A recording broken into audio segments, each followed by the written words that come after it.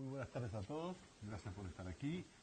En la tarde de hoy estamos iniciando la 10ª sesión de nuestro seminario de discusión interna del departamento, lo cual implica para nosotros una cierta alegría, ¿verdad? Porque hemos logrado una iniciativa que arrancamos hace 3 años. Los primeros 2 años se mantuvo, yo diría, tambaleante, y este año ha logrado una regularidad realmente consistente. No quiero obviamente tomar tiempo, porque el tiempo es un elemento escaso siempre. En la tarde de hoy vamos a escuchar al profesor Germán Krulow, que nos va a proporcionar, nos va a conversar y hablar sobre un paper que se llama Una visión introductoria a los principios del realismo político. Tengo entendido que este documento ha sido repartido a todos los asistentes y se trata de un trabajo que ya tiene cierta enjundia y que me parece que merece una discusión relativamente cuidadosa. Esperemos que en la tarde de hoy podamos por lo menos dar cuenta de parte de los problemas y con ello, enriquecer una actividad docente que muchas veces no da tiempo para que se estudie el realismo, o se estudie el constructivismo, o se estudie alguna de las teorías de las relaciones internacionales o aún de la teoría política, que es algo que me ocupo más directamente yo, con el suficiente cuidado y con el suficiente detenimiento. Por lo tanto, Germán, yo te voy a dejar la palestra, en este caso para pasar al portugués, y comenzamos a discutir. Muchas gracias a todos y adelante. Bueno, bienvenidos a todos, gracias Javier por la introducción, y efectivamente hoy vamos a estar discutiendo un texto de mi autoría sobre los principios básicos del realismo político. Un poco surge, ¿por qué escribir algo sobre realismo político que ya se ha escrito absolutamente todo? No es un intento de incorporar nada nuevo, sino principalmente de sistematizar los principales principios y los principales aportes de una manera relativamente estructurada y coherente, sin entrar, por supuesto, en una profundización demasiado importante de estos temas. En segundo lugar, porque de alguna manera el realismo político hoy en día es una teoría que está en pérdida de velocidad ya de hace unos cuantos años, y me parecía interesante tratar de evaluar si efectivamente los principios, el núcleo duro, digamos, los principios centrales del realismo político hoy en día pueden seguir teniendo una capacidad exegética, o sea, de explicación de lo que son las relaciones internacionales y de lo que son las relaciones entre los estados. Y por último, de alguna manera un poco chauvinista, latinoamericanista, ¿por qué no escribir en español algo que normalmente los alumnos se quejan bastante de que no hay suficientes textos en español?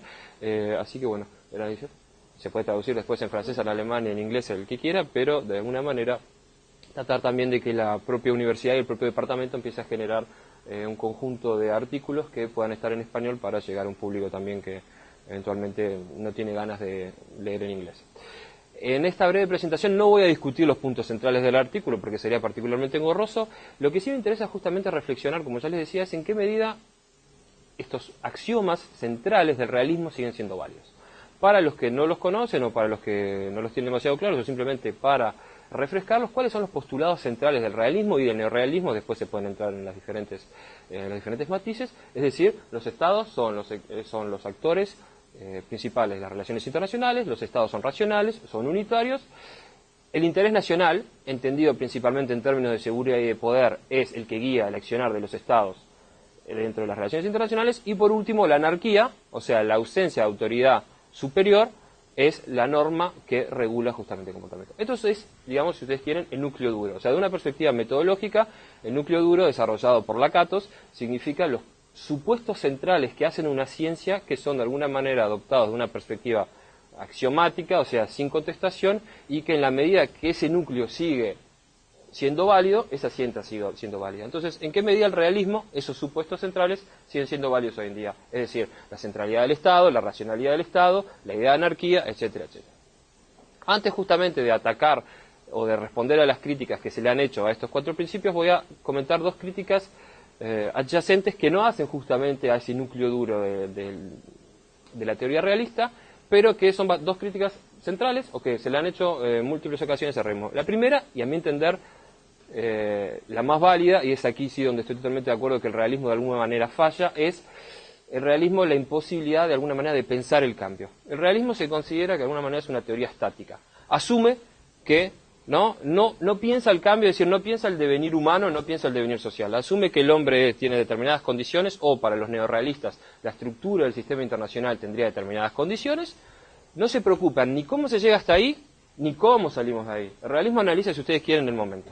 Contrariamente a las otras tres, o sea, ustedes saben que en relaciones internacionales hay principalmente 4 grandes teorías que explican las relaciones internacionales. La primera es el realismo, la segunda es el liberalismo, después tenemos las teorías globalistas, marxistas o no marxistas, y por último teníamos las teorías que están más en vogue, que están más de moda hoy en día, las teorías constructivistas, que han tenido mucho peso a partir de la década del 90 en adelante.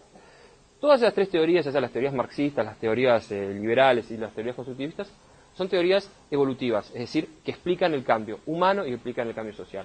¿El liberalismo qué es? El liberalismo, antes que nada, es una filosofía que asume la perfectibilidad humana y la perfectibilidad social. ¿De acuerdo? A través de determinados principios podemos construir una sociedad más libre, una sociedad más justa, una sociedad menos inicua, etcétera, etcétera, etcétera. ¿No? Hay una idea justamente evolutiva. Las teorías marxistas también dejan de lado un poco la perspectiva humana para centrarse principalmente en el tema de la estructura. Pero el marxismo, al explicar justamente los cambios ocurridos a lo largo de la historia a través de las relaciones de producción, las relaciones de dominación, no solo de alguna manera es una teoría descriptiva, sino que es una teoría normativa en el sentido que intenta aportar un devenir a la sociedad y darnos consejos de alguna manera para llegar a una sociedad más justa, que sería una sociedad comunista. Entonces parte de un principio, un medio, en fin. Y por último, las teorías constructivistas, que probablemente sean las que ustedes menos claras tengan, parte de la importancia de las ideas, del peso que tienen las ideas, los valores, las normas de comportamiento para explicar el relacionamiento social y el relacionamiento entre los estados. Y para explicarles claramente a qué me refiero con esto, porque me parece interesante hacer un pequeño paréntesis, el ejemplo que siempre se utiliza en relaciones internacionales para explicar la teoría constructivista es el caso del apartheid en Sudáfrica, ¿no? Y el cambio de posicionamiento de los Estados Unidos hacia el gobierno, hacia el Estado sudafricano, a partir de los años 60.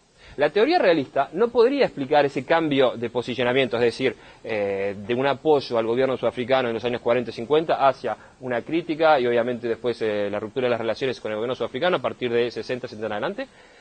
La teoría realista no lo puede explicar. ¿Por qué no lo puede explicar? Porque los realistas principalmente explican el relacionamiento y el cambio en el sistema internacional a partir de teorías de poder, teorías de equilibrio de poder, de seguridad. El Estado sudafricano es exactamente el mismo en términos de poder y en términos de seguridad a la amenaza de Estados Unidos en la década del 40, del 50, del 60, del 70. El Estado sudafricano y el Estado, la misma relación de fuerzas.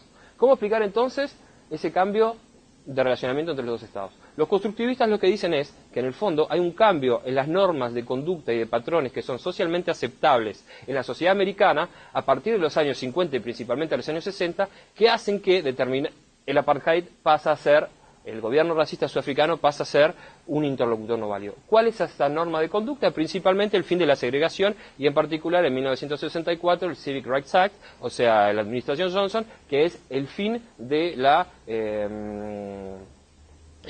segregación en los lugares públicos, etcétera. ¿Qué dicen los constructivistas? Hay un cambio en las normas de conducta socialmente aceptables, tanto a nivel político y a nivel social y a nivel cultural en Estados Unidos, que van a condicionar el relacionamiento entre los dos estados. Los realistas, lo que pasa al interior del Estado no importa. No sé si las preguntas las tomo ahora, las tomo después. ¿Después? Ok. Eso es la teoría constructivista. Entonces, tanto las teorías liberales, constructivistas y marxistas analizan el cambio. El realismo, básicamente, el cambio no me interesa demasiado. Lo que viene antes y lo que viene después, la naturaleza, las condiciones, o sea, la naturaleza humana o de la estructura principalmente para los realistas, son situaciones ineluctables y están dadas. Esa es una crítica muy válida al realismo. La segunda crítica, que tiene que ver, que a mi entender no es una crítica científica, en el sentido de que no toca los supuestos centrales del realismo y ni siquiera el realismo como proceso teórico, es que el realismo sería en todo caso inmoral, ¿no? Todos hemos escuchado que básicamente los realistas son inmorales.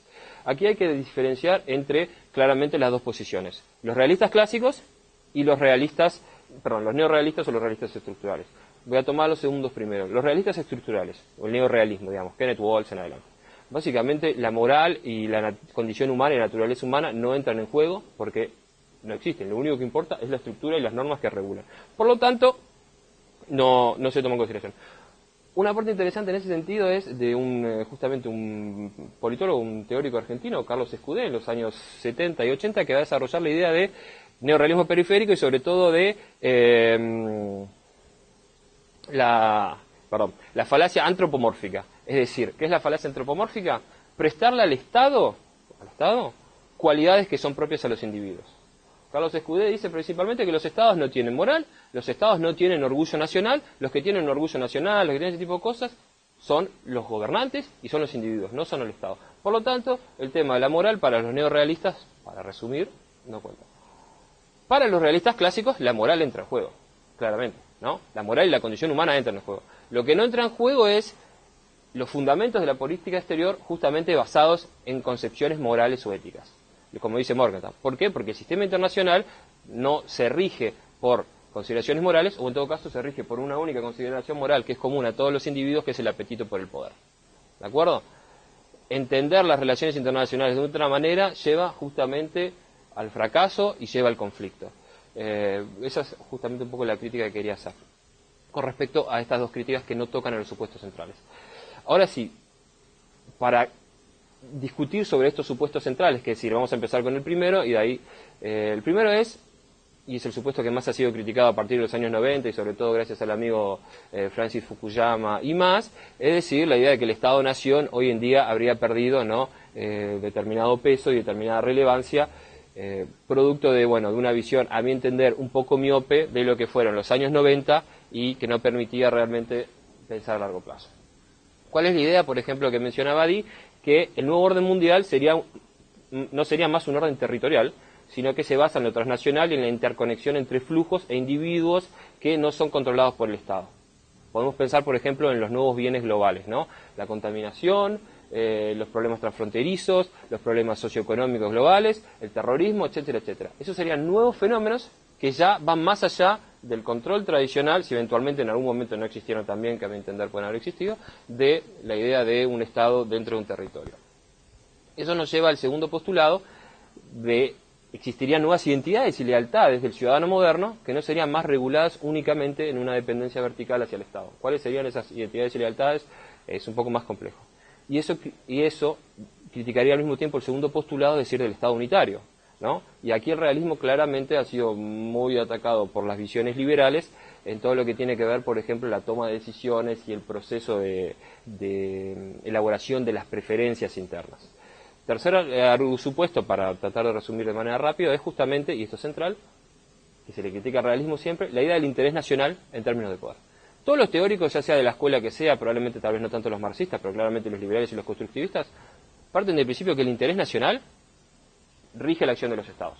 Donde todos difieren es cómo se define el interés nacional y qué es el interés nacional para cada uno. Bueno, claramente para los realistas el interés nacional es la seguridad y el poder. Se ha criticado también que los realistas supuestamente ven el poder únicamente en términos militares y han hecho diferentes ejercicios de calistenia para tratar de no definir el poder en términos militares. Generalmente el poder realista, a pesar de que entran en juego otras variables, en primer lugar es un poder relacional, es decir, no un poder dado, sino la capacidad de influenciar el accionar de otros estados, pero sobre todo, sí, el poder realista, más allá de que podemos considerar aspectos económicos, políticos, diplomáticos, es en última instancia un poder militar. ¿Por qué el realismo analiza el interés nacional en términos de poder en términos militar? Porque, en parte lo que digo en algún momento del texto, el realismo es antes que nada una filosofía negativa, o pesimista si ustedes quieren, ¿no? Es la gente que siempre ve el vaso medio vacío, o en realidad 3/4 vacío, para poner una fórmula un poco científica y bastante coloquial. De alguna manera, el realismo siempre trabaja en una idea de worst case scenario, o sea, ¿cuál es la peor suposición posible que los realistas hacen? ¿O cuál es el peor escenario posible en las relaciones internacionales? La guerra. ¿De acuerdo? Los realistas parten del principio de que lo peor que puede ocurrir en las relaciones internacionales es la guerra. En el caso de los neorrealistas, encima es la guerra atómica, lo cual agrava aún más el problema, pero es otro. Si lo peor que puede ocurrir es la guerra, bueno, para definir una guerra, principalmente la guerra se define antes que nada por medios militares. Por lo tanto, los realistas siempre parten de la suposición básica más negativo y a partir de ahí construyen toda su teoría. Esa es una de las razones por las cuales el poder claramente se fundamenta en términos militares. Los realistas no dicen que no existen intereses económicos, que los estados no puedan tener vínculos comerciales, políticos, humanos, sociales, diplomáticos, etcétera, etcétera. Lo que dicen es, el peor escenario posible siempre va a meritar la mayor cantidad de prevenciones que uno pueda tomar para de alguna manera evitar llegar a eso. Y para evitar llegar a eso, de alguna manera los realistas lo que dicen es, el poder militar es, en última instancia, la garantía de los estados. Y esto nos va a llevar al último punto, que es la idea de anarquía del sistema internacional. Y yo desafío a cualquiera que me compruebe que hoy en día el mundo es menos anárquico, y por menos anárquico no significa más inseguro o más violento. Anarquía significa simplemente ausencia de autoridad superior a los estados. Puede ser un mundo pacífico y anárquico, y es justamente en parte lo que argumentan los realistas y los neorrealistas. Es decir, el mundo es anárquico, pero el equilibrio de poder en un mundo bipolar llevaría a un mundo bastante más seguro que lo que habría acontecido en otras circunstancias. El mundo hoy, a mi entender, sigue siendo igual de anárquico que lo que era hace 50, 200, 2000 años atrás. Principalmente ¿por qué? Porque si reflexionamos en términos de cuál es el organismo que uno podría considerar, no supranacional, pero por lo menos internacional, las Naciones Unidas. Las Naciones Unidas, como hemos visto en clase un par de veces, no es la Sociedad de las Naciones. Es un organismo mucho más perfeccionado que ha logrado sinergias e intercambios positivos en ámbitos políticos, de derechos humanos, etcétera, etcétera. Pero ¿en dónde es que las Naciones Unidas ha fallado irremediablemente o normalmente? Es en el ámbito de la seguridad. Y la imposibilidad justamente de encontrar puntos de acción compartidos va tanto contra la tesis liberal como contra la tesis constructivista. Y sobre esto voy a volver cuando hable un segundito para terminar de la Unión Europea. En realidad puedo hablarlo ahora. Se ha argumentado justamente en esta idea que el Estado-Nación está en retroceso, que la Unión Europea sería el ejemplo claro de que los Estados están perdiendo soberanía. Estamos de acuerdo. La Unión Europea va en camino, eventualmente yo no creo que llegue, a convertirse en un meta-estado o en un mega-estado. Es decir, claramente los Estados europeos han cedido partes importantes de soberanía a las organizaciones supranacionales. La diferencia entre supranacional e internacional es muy importante, ya sea la Comisión Europea, el Parlamento Europeo y, más preocupante, sobre todo para los griegos, el Banco Central Europeo. ¿De acuerdo?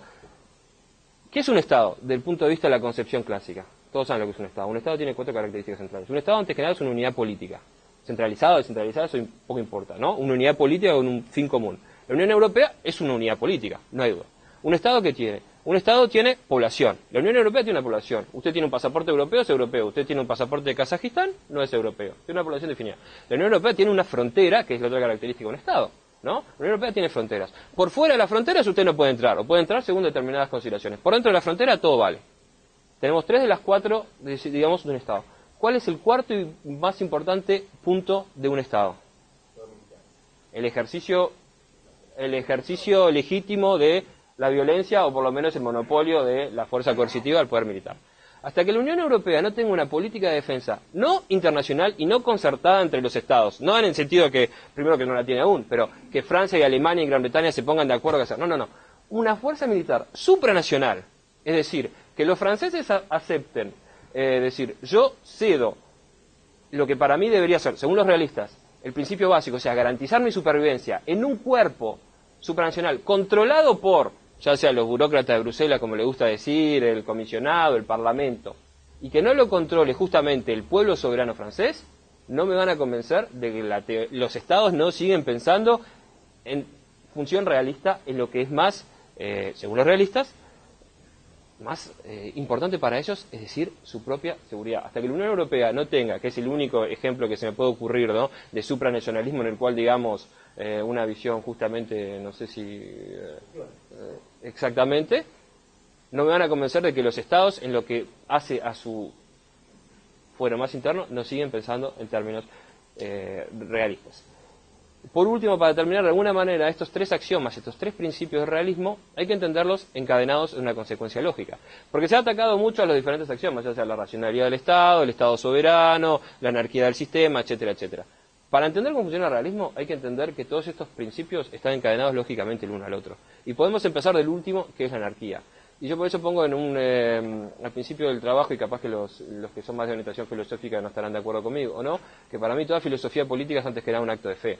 La concepción que tienen tanto el realismo y el liberalismo parten de una concepción de la naturaleza humana, que es, desde el punto de vista científico, totalmente, no se puede demostrar. si nosotros partimos del principio que la anarquía gobierna las relaciones internacionales, como dicen los realistas, y principalmente los neorrealistas, partimos del principio que los estados, antes que nada, tienen que garantizar su seguridad, porque es el comportamiento racional. Y si garantizamos que hay anarquía, y que son los estados los que tienen que garantizar su seguridad, que es el bien más sagrado, entonces los estados son los actores más importantes de las relaciones internacionales. No quiere decir que no existan otros estados, que no existan las ONGs, que no exista Greenpeace, que no existan las Naciones Unidas, que no exista el terrorismo internacional, que no existan un montón de cosas. Pero los realistas lo que dicen es, todo eso puede existir, pero el Estado tiene un solo deber, es garantizar su seguridad. Y para terminar, simplemente, que yo mencionaba en algún momento, que creo que el error de lectura que puede haber ocurrido en los años 90, faltaba cierta perspectiva histórica para poder decir en qué momento estamos. Históricamente ha existido a lo largo de la historia determinados momentos de hegemonía unipolar, es decir, no digo el Imperio Romano, y ahora voy a explicar, por ejemplo, por qué el Imperio Británico, a mi entender, no era un imperio hegemónico, porque no tenía hegemonía militar, tenía otro tipo pero el Imperio Romano, la Francia napoleónica en los 10 años que duró el imperio entre 1804 y la debacle, los meses que duró la Alemania nazi, y los 20 años que ha durado, sí, el nuevo orden mundial, yo digo capitalista y capitalista y democrático, entre la caída del muro de Berlín y probablemente 2015, cuando la potencia china termine de emerger completamente, y sobre todo, de alguna manera, la potencia militar china equipara a la potencia económica. Los realistas lo que nos dicen es, en teoría estaríamos en un periodo de transición hacia un mundo bipolar, que sería un mundo bastante más seguro del que tendríamos hoy en día, en la medida que tanto China como Estados Unidos actúen de manera racional. A mi entender, el principal riesgo a la seguridad, y eso no está en el trabajo, a la seguridad internacional, no proviene de China y no proviene de Estados Unidos. El principal riesgo de la seguridad internacional proviene hoy en día de Rusia.